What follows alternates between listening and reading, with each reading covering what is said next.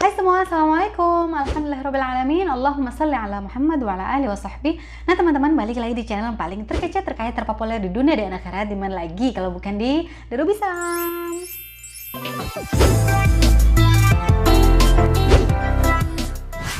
Nah teman-teman, di video kali ini saya akan bercerita atau sharing kepada kalian hal yang sebenarnya belum pernah saya ceritain ke banyak orang, apalagi ke sosial media gitu kan, kecuali ya keluarga inti saya dan teman terdekat saya. Nah karena banyak teman-teman kita yang nanya, Kak gimana sih perjalanan kamu tuh dengan suami gitu, sampai akhirnya ke jenjang pernikahan, apakah nikah siri dulu atau nikah resmi langsung? Itu banyak banget pertanyaan kayak begitu. Nah di video kali ini saya akan bercerita kepada kalian secara detail insya Allah. Kalau gitu simak terus videonya sampai habis. Nah berawal dari saya kenal Baba Ruby itu di tahun 2012, bulan Septemberan gitu. Nah selang beberapa bulan, mungkin di bulan Januari, saya tuh langsung ngajak nikah. Saya yang ngajak nikah teman-teman. Kenapa saya ngajak nikah? Karena sebelumnya itu saya pernah ngejalanin hubungan 3 tahun dan itu berujung nggak jadi nikah. Dan itu saya yang mutusin dan itu putusnya miris. Itu yang membuat saya jadi kayak trauma, jadi kayak capek banget gitu deket sama laki-laki itu, udah nyerah gitu, kayak udah nggak mau nikah lah istilahnya gitu. Nanti deh saya bikin story-nya kenapa saya bisa putus dengan mantan saya, karena banyak pelajaran yang bisa dipetik dari situ.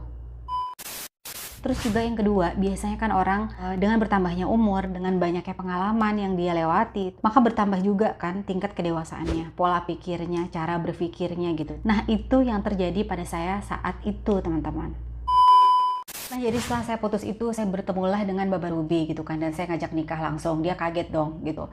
Saya bilang sama dia, kalau kamu mau serius sama saya mau nikah langsung. Dan mau bertemu orang tua kamu, ibu kamu di Madinah. Gitu, dia kaget dong gitu kan. Akhirnya saya ngobrol-ngobrol sama kakak saya, musyawarah gitu sama keluarga saya, ya kalau saya tuh mau nemuin laki-laki yang lagi deket sama saya, dia itu orang Madinah gitu kan. Suami juga ngobrol-ngobrol sama orang tuanya, kalau dia bilang perempuan yang lagi deket sama saya itu mau datang ke Madinah sama keluarganya.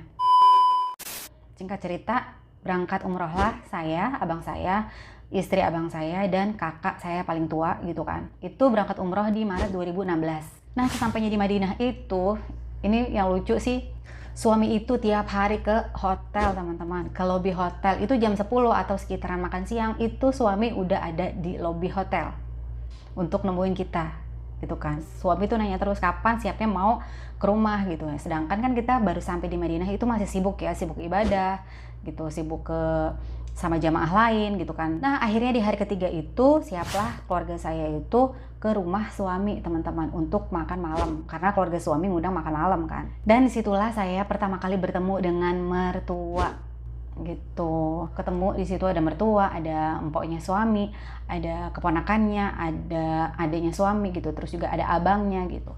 Nah jadi ya kalau abang saya yang ngobrol sama abangnya suami gitu, kalau saya ngobrol sama ibunya sama empoknya gitu, yang jadi kan harim-harim, rejal-rejal gitu kan, nggak jadi satu gitu, nggak nyampur. Nah akhirnya tuh saya beraniin tuh nanya-nanya ke mertua gitu, Umi bener nggak gitu anaknya belum punya istri. Pokoknya saya nanya banyak banget, apakah anaknya belum punya istri, terus juga apakah anaknya pernah nikah terus duda punya anak gitu. Pokoknya saya tanya sedetail mungkin sama ibunya. Pokoknya saya beraniin deh tuh, karena kan kita nggak mau dong ketipu gitu, ternyata kita nikah terus dia punya anak, karena banyak kan kejadian kayak gitu. Ya akhirnya ibunya jawab gitu kan, dia tuh nggak punya istri, nggak punya anak gitu kan, belum nikah gitu. Nah akhirnya ya udah, oke, kita udah makan malam, akhirnya saya pulang ke hotel, dianterin sama suami gitu kan. Dari situlah kita mulai proses Gadim Aurat atau ngajuin berkas kalau saya dan suami itu mau nikah resmi gitu teman-teman. Karena itu kita tahu prosesnya lama, makanya kita ngajuin berkasnya itu dari tahun 2013, pertengahan 2013 gitu. Nah singkat cerita, dari pulang umroh 2013 sampai 2016 itu saya sama suami itu LDRan teman-teman. Karena saya sambil ngurus-ngurus proses tasrih turun, surat izin nikah dari Kedutaan Arab Saudi teman-teman. Itu bayangin aja lama banget saya nunggu gitu kan. Jadi suami ke Indonesia itu ya setahun 2 kali, setahun 3 kali. Pokoknya saat ada libur kerja aja dia baru ke Jakarta gitu. Dan pada akhirnya di tahun 2016 bulan Februari, suami itu bilang kalau dia mau ke Jakarta di bulan April. karena dia ada cuti 2 minggu dan sembari ngecek berkas udah sampai mana, udah turun belum tasrih di kedutaan Arab Saudi yang ada di Indonesia gitu. Pada saat itu tuh saya ngerasa, ya Allah, mau sampai kapan saya begini, mau sampai kapan saya pacaran terus, mau sampai kapan saya LDRan terus gitu. Dan butuh biaya yang gak sedikit kan, bolak-balik Jakarta Saudi, buang-buang duit aja gitu kan. Nah itu saya merenung, ya Allah, dari 2013 sampai 2016 tasrih belum turun juga. Maksudnya sampai kapan saya begini, sampai kapan saya nungguin tasrih gitu. Umur saya saat itu udah 30 kan. Nah terus ya udah saya minta pendapat sama kakak saya juga minta pendapat sama teman-teman saya yang udah berpengalaman gitu. Dan saya juga berdoa tentunya, pokoknya saya doa terus nggak putus-putus gitu kan. Akhirnya saya mantep tuh, kalau saya mau nikah siri dulu. Nah akhirnya saya udah mantepin hati, saya bilang ke suami, kalau kamu jadi datang di bulan April yang hanya 2 minggu aja, itu saya langsung mau nikah. Nah saya bilang saya mau nikah siri dulu gitu kan. Suami saya kaget dong. Hah? Nikah siri? Maksudnya? Kan tasrih belum turun, sedangkan kamu itu minta nikah resmi, nikah di KUA gitu kan. Karena saya kan dulu itu pokoknya nikah resmi gitu, saya nggak mau nikah siri gitu. Akhirnya suami jawab, oke, saya musyawarahin dulu ke keluarga saya dan kamu juga musyawarahin dulu ke keluarga kamu gitu kan, karena nikah siri ini kan apa yang dirugikan kan wanita gitu, disangkanya saya yang mau nikah siri, kata suami saya gitu kan. Oke, saya bakal minta pendapat juga sama keluarga saya. Akhirnya saya minta pendapat tuh sama kakak saya, sama abang saya gitu. Kalau keluarga saya bilangnya cuman, ya kalau emang kamu udah mantep dan udah yakin gitu kan, ya nggak apa-apa, tapi resiko kamu yang nanggung sendiri, karena nikah siri itu yang dirugiin perempuan, karena nikah siri itu nggak tercatat di KUA dan negara gitu, kata keluarga saya kan. Itu saya teman-teman maju mundur, bener nggak ya saya mau nikah siri gitu kan. Karena yang saya takutin, orang kan bisa berubah gitu ya, mungkin suami saya nanti berubah setelah nikah siri, tasrih belum turun gitu kan, surat izin dari kedutaan Saudi belum turun, terus dia kabur gitu. Aduh, itu saya, ya Allah, ini gimana ya, jadi kayak nikah siri, jadi nggak nikah siri gitu kan. Pokoknya saya berdoa itu nggak berhenti tuh saat itu tuh. Akhirnya ya udah, saya mantep nikah siri lah saya sama Baba Ruby. Ya, saya bilang nikah siri tapi besar gitu, saya pengennya seperti nikah pada umumnya gitu kan. Biasanya nikah siri itu diam-diam gitu kan, saya enggak, saya tuh ngundang seperti layaknya orang nikah resmi gitu. Saya ngundang kiai, pokoknya ngundang penghulu juga, pokoknya rame banget gitu di masjid samping rumah saya saat itu saya nikah. Akhirnya udah, pada saat itu pokoknya dari bulan Februari itu sampai bulan April ya udah sibuk cari mahar. Suami sama ibunya itu ke toko emas yang ada di Madinah. Nah itu difoto-fotoin tuh via WhatsApp gitu kan, mau yang model mana gitu kan, mau model ini. Akhirnya saya jatuh ke pilihan yang saya suka gitu kan. Udah tuh, pokoknya itu satu set gitu, kayak anting, kalung, gelang, cincin. Nah itu udah kelar tuh semuanya kan. Itu sesingkat itu teman-teman. Nah setelah itu kita nentuin tanggal pernikahan kan gitu. Kalau suami pengennya tiba langsung hari Kamis, Jumat langsung nikah, karena suami itu pengennya nikah hari Jumat gitu. Saya berangkat Kamis, Jumat langsung nikah, gimana? Nah akhirnya saya musyawarahin tuh ke kakak saya kan. Kata kakak saya, oh nggak bisa gitu, karena minimal calon kamu itu harus ada di Indonesia, stay seminggu lah, istilahnya udah ada di Indonesia baru milih tanggal gitu kan. Kalau kata suami saya, karena saya cuma 2 minggu gitu kan, pikiran suami saya tuh. Dan kalau kata keluarga saya nih, takutnya kan terjadi apa-apa, misalnya tenda udah dipasang, karena 3 hari atau 2 hari sebelum hari H itu kan tenda biasanya udah dipasang ya. Nah itu calon kamu tuh takutnya terjadi apa-apa, kita nggak tahu kan, kita nggak tahu hal yang nggak kita inginkan. Ya kalau setelah saya pikir ada benernya juga sih. Ada orangnya dulu baru kita nentuin tanggal. Mungkin pesawatnya delay atau mungkin pesawatnya ada kenapa-kenapa, kita kan nggak tahu ya. Itu yang kakak saya takutin gitu kan. Udah masang tenda, udah tamu-tamu udah diundang, ternyata suami belum ada. Itu aduh, itu kan bakal jadi tragedi banget gitu. Nah akhirnya udah fix, itu kan hari Kamis tanggal 13. Suami itu nyampe Jumat pagi tanggal 14 April. Dan akhirnya kita fix nentuin tanggal pernikahan di tanggal 28 April 2016 di hari Jumat. Dan hari Sabtunya suami langsung terbang ke Saudi. Kebayangkan? Miris banget gitu kan.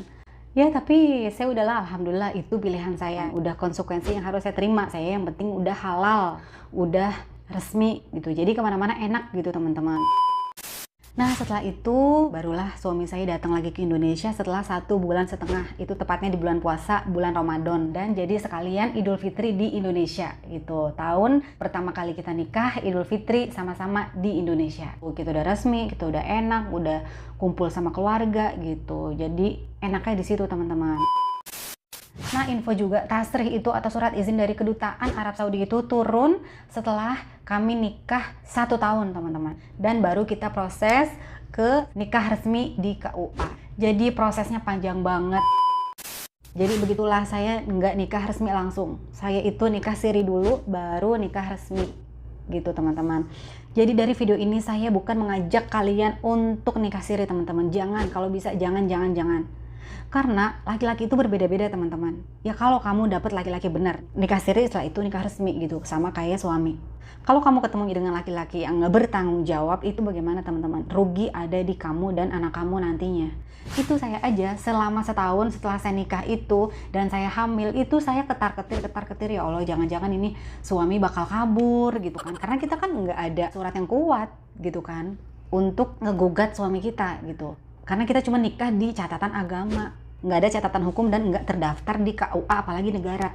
Setelah nikah siri ini saya diresmiin nggak ya sama Baba Ruby? Itu saya mikir mulu teman-teman, kesian anak saya gitu kan.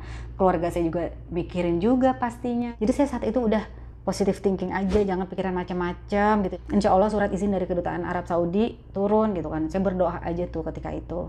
Prosesnya nggak gampang nikah sama warga negara asing, apalagi Saudi teman-teman. Saudi itu banyak banget aturannya. Nah pasti banyak banget kan dari kalian yang nanya, kenapa sih saya milih nikah siri dulu gitu sama Baba Ruby? Nggak takut apa ditinggal sama suami nantinya setelah nikah, setelah dia tuh udah bosan sama kita? Nah yang pertama itu tentunya doa kan. Saya tuh doa ya Allah, minta mantepin hati dan juga minta kebaikan, bukain pintu hatinya suami gitu supaya itu nggak macam-macam nantinya sama saya setelah nikah siri. Dan biasanya kita itu kan bisa merasakan ketulusan seseorang gitu, kita yang merasakan teman-teman. Nah yang kedua itu adalah pengurusan dokumen kalau menikah dengan warga negara asing, apalagi Saudi itu nggak gampang dan nggak mudah teman-teman. Makanya itu yang bikin saya udahlah nikah siri dulu, karena saya nungguin tasrihnya itu lama banget teman-teman. Mau sampai kapan saya nungguin? Terus juga yang ketiga, Baba Ruby itu harus bolak-balik Saudi Jakarta untuk ngurusin legalitas pernikahan kita, dan itu nggak memakan biaya yang sedikit. Itu banyak banget teman-teman, biaya yang harus dikeluarkan. Jadi daripada bolak-balik, yang mendingan kita kumpulin duitnya buat kita bangun rumah, karena saya pengen banget punya rumah untuk anak saya nanti. Dan juga karena pemikiran saya sama suami itu hampir sama, mimpi kita ke depan itu sama. Itu sih yang membuat saya itu yakin nikah siri dulu sama Baba Ruby. Setelah itu menghindari dari yang namanya zina gitu, zina mata, pegangan tangan. Zina mata kita bertatapan sama orang yang bukan muhrim aja, itu kan jatuhnya zina gitu teman-teman, apalagi yang lain-lainnya gitu. Makanya saya mau stop, saya mau halalin hubungan ini lillahi ta'ala tanpa ada rasa takut. Itu yang membuat saya mantep nikah siri dulu sama Baba Ruby. Itu sih yang terjadi sama kita teman-teman gitu. Nah teman-teman, jadi dari video ini saya pengen ngasih masukan, ngasih pendapat gitu. Sebaiknya jauhi pernikahan siri atau pernikahan yang nggak tercatat di KUA atau negara teman-teman. Karena yang rugi itu perempuan dan anak yang kena imbas terbesar dari dampak pernikahan siri teman-teman. Karena kehilangan hak mendapat perlindungan sebagai seorang istri karena pernikahannya itu nggak tercatat secara sah. Di samping itu juga perempuan beresiko ditinggal suami tanpa menerima tunjangan atau gonogini. Dan juga anak yang dilahirkan dari pernikahan siri akan sulit mendapatkan pengakuan dari negara teman-teman. Jadi pikirin lagi deh bagi kalian yang mau nikah siri. Karena laki-laki itu enggak semuanya sama.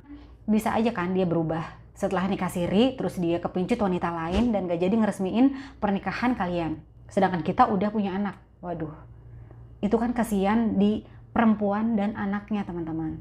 Jadi jangan pernah memilih nikah siri kalau emang kamu nggak benar-benar yakin dengan pasangan kamu.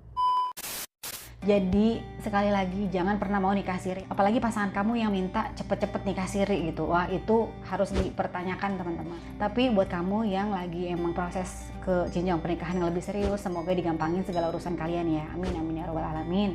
Oke teman-teman, sekian dulu sharing saya kali ini. Semoga ada pelajaran yang bisa diambil dari video saya kali ini. Dan dukung terus channel ini dengan cara like, comment, and subscribe channel ini supaya semakin berkembang supaya kami semangat membuat video-video selanjutnya. Dan supaya kita selalu menjadi orang yang selalu bersyukur dan menjadi manusia yang lebih baik lagi. Ma'assalamah.